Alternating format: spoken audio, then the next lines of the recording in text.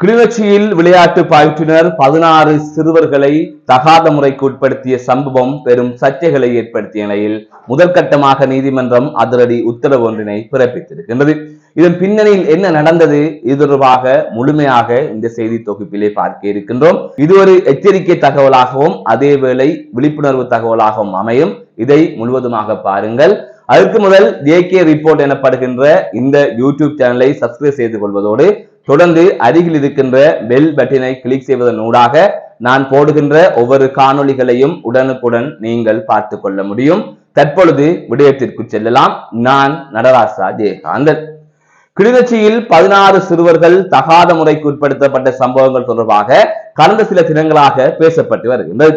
ஆனால் பெரிய அளவில் பேசப்பட்டதா என்று கேட்டால் பெரிய அளவில் பேசப்படவில்லை. இன்று இலங்கையில் குறிப்பாக வடக்கு கிழக்கில் இந்த சிறுவர் துஷ்பிரயோகம் தொடர்பாக பெரிதாக பேசுவதில்லை. காரணம், இது நாளாண்டு நடக்கின்ற ஒன்று, இது சாதாரணமான ஒன்று என்கின்ற அடிப்படையில் தான் பொதுமக்கள் கடந்து செல்கின்றார்கள். அதாவது பாதிக்கப்பட்ட தரப்பு சார்ந்தவர்களை தவிர ஏனையவர்கள் இது பற்றி பேசுவதும் இல்லை, இதை ஒரு பெரிய விடயமாக எடுத்துக் கொள்வதும் இல்லை.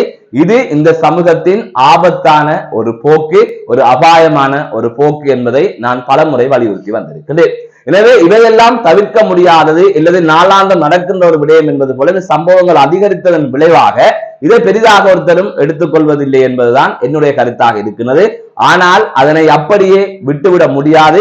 ஒவ்வொரு பிரச்சனைக்கும் எதிர்வினைகள் என்பது பலமாக இருக்க வேண்டும். அதற்கு மக்கள் ஒத்துழைப்பு வழங்கி மக்கள் போராடி எந்தவித அரசியல் செல்வாக்கு குற்றவாளிக்கு இருந்தாலும் அதனையெல்லாம் உடைத்து தகர்த்தி அந்த நபரை சட்டத்திற்கு முன் உட்படுத்த வேண்டும் என்பதுதான் என்னுடைய கோரிக்கை. அதற்கு மக்கள் முனைய வேண்டும் என்பதும் எனது தாழ்மையான வேண்டுகோள். இந்நிலையில்தான் கிளிநொச்சியில் இடம்பெற்ற சம்பவம் தொடர்பாக இதிலே விரிவாக பார்க்கலாம். அதாவது கிளிநொச்சியிலே 16 சிறுவர்கள் கிளிநொச்சியில் விளையாட்டு பயிற்றுவிப்பாளரால் தகாத முறைக்கு உட்படுத்தப்பட்டிருக்கின்றனர். ஒரு பாடசாலையில் சிற்றூழியராக பணியாற்றுகின்ற நபர் விளையாட்டு பயிற்றுவிப்பாளராகவும் இருந்து வந்தார். இந்நிலையில் அந்த நபர் விளையாட்டு பயிற்சிகளின் போது 10 தொடக்கம் 13 வயதுக்கு இடைப்பட்ட 16 சிறுவர்களை தகாத முறைக்கு உட்படுத்தி இருப்பதாக தெரிவிக்கப்பட்டிருக்கிறது. தொடர்ச்சியாக சில சிறுவர்களின் நடத்தைகள் மற்றும் கல்வியில் அவர்கள் நடந்த பின்னடைவு போன்றவற்றை அடிப்படையாக கொண்டு ஆசிரியர்கள், அதிபர்கள், பாடசாலை சமூகம் அவதானித்ததன் அடிப்படையில் இந்த விடயத்தை அவர்கள் அறிந்து கொண்டார்கள். தொடர்ச்சியாக பாடசாலை சமூகம் சார்பாக ஒரு முறைப்பாடு ஒன்று கிளிநொச்சி போலீஸ் நிலையத்திலே கொடுக்கப்பட்டது. அதே போல சிறுவர் நன்னடத்தை அதிகாரிகளும் இந்த விடயத்திலே பாடசாலை சமூகத்திற்கு ஆதரவாக இருந்து நடவடிக்கைகளை முன்னெடுத்திருந்தார்கள். அதுக்கு பிறகாக கடந்த புதன்கிழமை முதற்கட்டமாக அவர்கள் அங்கு சென்றார்கள், அதாவது போலீசார் அங்கு சென்றார்கள். இவ்வாறு அங்கு சென்ற போலீசார் அந்த மாணவர்களை எல்லாம், அதாவது அந்த நபரால் பாதிக்கப்பட்டதாக கூறப்படுகின்ற மாணவர்களை ஒரு அறைக்குள்ளே மாலை 4 மணி வரை அடைத்து வைத்திருந்திருக்கிறார்கள். அதற்கு பிறகாக அந்த மாணவர்களை தங்களது போலீஸ் வாகனத்தில் ஏற்றி போலீஸ் நிலையத்திற்கு அழைத்து செல்ல முற்பட்டு இருக்கிறார்கள். அப்போது பெற்றோர்கள் இதற்கு கடும் எதிர்ப்பு தெரிவித்திருக்கிறார்கள். அவர்கள் குற்றம் செய்தவர்கள் அல்ல, அவர்கள் பாதிக்கப்பட்டவர்கள். அவர்களது உளவியலை கொஞ்சம் புரிந்து கொள்ளுங்கள். இவ்வாறு போலீஸ் வாகனத்தில் ஏற்றி சென்று நீங்கள் போலீஸ் நிலையத்திற்கு கொண்டு சென்றால் அவர்களின் உளவியல் எப்படி பாதிப்படையும் என்பது போன்ற பல கேள்விகளை எழுப்பியிருந்தார்கள். நாங்கள் போலீஸ் நிலையத்திற்கு அழைத்து வருகின்றோம் என்றும் அவர்கள் கூறியிருந்தார்கள். அதற்கு பிறகாக போலீசார் அங்கிருந்து சென்று விட்டார்கள். அதன் தொடர்ச்சியாக பாடசாலை அதிபர், ஆசிரியர்கள், பெற்றோர்கள் அனைவருமே கிளிநொச்சி போலீஸ் நிலையத்திற்கு சென்று முறைப்பாடு வழங்கியிருந்தார்கள், வாக்குமூலம் வழங்கியிருந்தார்கள். இந்நிலையில் தான் அந்த சம்பவம் தொடர்பாக அந்த நபரை கைது செய்வதற்கான முயற்சிகள் மேற்கொள்ளப்பட்டது. அப்போது அந்த நபர் மறந்திருப்பதாக செய்திகள் வெளியாக இருந்தது. போலீசாரும் உடனடியாக கைது செய்யவில்லை. எனவே அரசியல் பின்புலத்தில் அவர் பாதுகாக்கப்படுகின்றார் என்கின்ற குற்றச்சாட்டு முன்வைக்கப்பட்டாலும் அது தொடர்பாக உறுதியான ஆதாரபூர்வமான தகவல்கள் எதுவுமே இல்லை. மாறாக இலங்கை மனித உரிமை ஆணைக்குழுவின் யாழ் பிராந்திய இணைப்பாளர் இது தொடர்பாக நடவடிக்கை எடுக்கப்படும் என்று கூறினார். அது தவிர அவர் கிளிநொச்சி போலீஸ் நிலைய பொறுப்பதிகாரியுடன் பேசியதாகவும் விரைவில் கைது செய்யப்படுவார் என்றும் தெரிவிக்கப்பட்டிருந்தது. இந்நிலையைத்தான் சந்தேக நபர் கடந்த 13ஆம் தேதி கிளிநொச்சி குற்றத்தடுப்பு போலீசாரினால் அவர் கைது செய்யப்பட்டிருந்தார். அவர் ஒரு வீட்டிலே ஒளிந்திருந்த நிலையில் கைது செய்யப்பட்டதாக தெரிவிக்கப்பட்டிருந்தது. தொடர்ச்சியாக கடந்த 14ஆம் தேதி அவர் கிளிநொச்சி நீதிமன்றத்திலே முன்னிலைப்படுத்தப்பட்டிருந்தார். இந்நிலையத்தான் நீதிமன்றம் அவரை எதிர்வருகின்ற 28ஆம் தேதி வரை விளக்கமறியலில் வைக்குமாறு உத்தரவிட்டிருக்கிறது. ஆகையால் இந்த மாணவர்களை தகாத முறைக்கு உட்படுத்திய அந்த நபர் தற்பொழுது கைது செய்யப்பட்டு விளக்கமறியலில் வைக்கப்பட்டிருக்கிறார். ஆனால் இந்த விடயம் சாதாரணமாக நடந்ததா என்று கேட்டால் இல்லை. அதற்கு பின்னால் பாரிய போராட்டங்களை பெற்றோரும் பாடசாலை சமூகமும் முன்னெடுத்திருந்தது. அது தவிர யாழ் தேர்தல் மாவட்டத்தின் நாடாளுமன்ற உறுப்பினரான ஆளுங்கட்சி உறுப்பினர் ரஜீவன் அவர்கள் இது தொடர்பாக நடவடிக்கை எடுப்பதாக தெரிவித்திருந்தார்.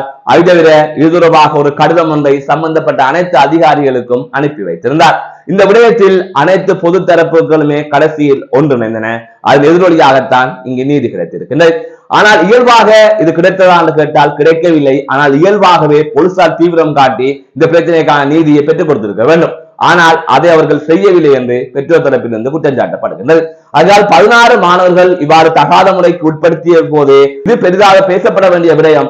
அப்படி இருந்தும் இதுவே மந்தகதியில் தான் நடைபெற்றது.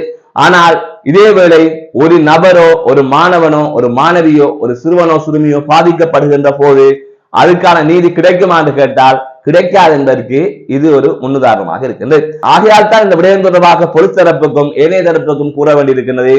யார் துஷ்பிரயோகத்திற்குள்ளாக்கப்பட்டாலும் தகாத முறைக்கு உட்படுத்தப்பட்டாலும் அவர்கள் ஒரு முறைப்பாட்டை வழங்கினால், ஏனென்று சொன்னால் அவர்கள் முறைப்பாடு வழங்குவதே பெரிய விடயம். பெரும்பாலும் முறைப்பாடு வழங்க மாட்டார்கள். தங்களது குழந்தைகளின் எதிர்காலம் கேள்விக்குறியாகும் என்கின்ற அடிப்படையில் அதை மறைக்கத்தான் பார்க்கின்றார்கள்.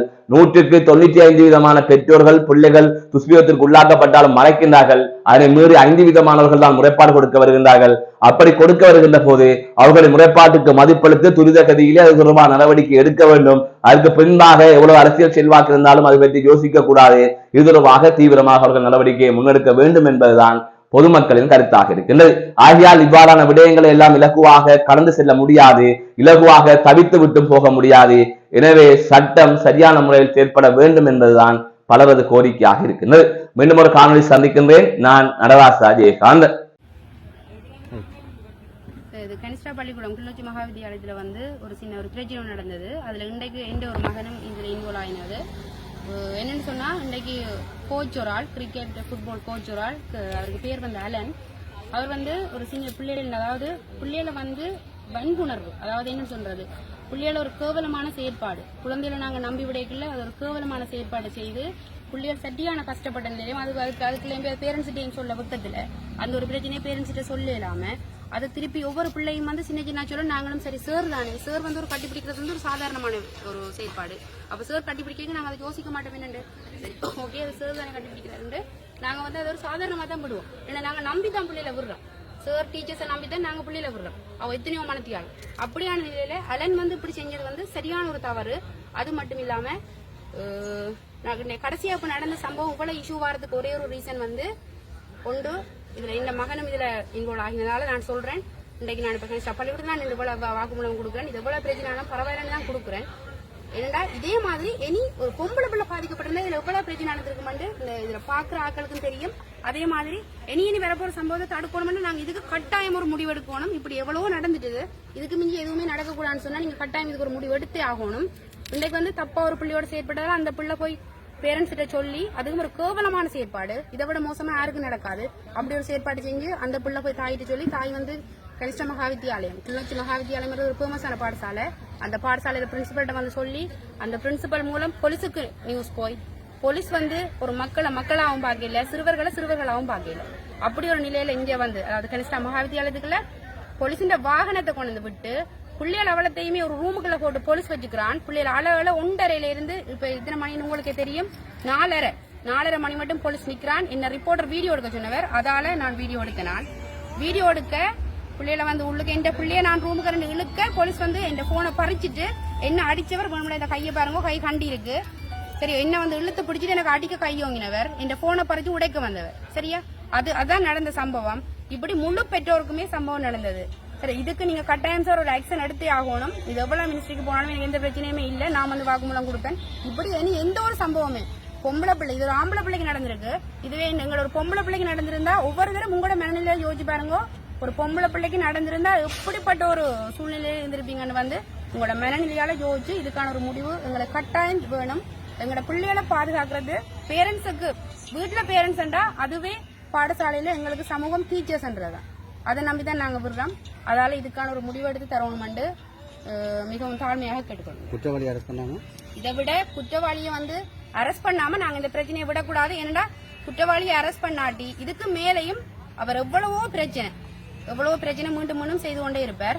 அதுல கண்டிப்பா குற்றவாளியை அரெஸ்ட் பண்ணணும்.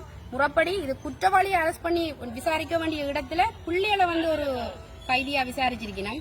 அது மிகவும் தவறு. அதால இதுக்கான ஒரு முடிவை நீங்க தான் பெற்று தரணும். தாழ்மையுடன் கேட்டுக்கொள்ளணும். ரைட்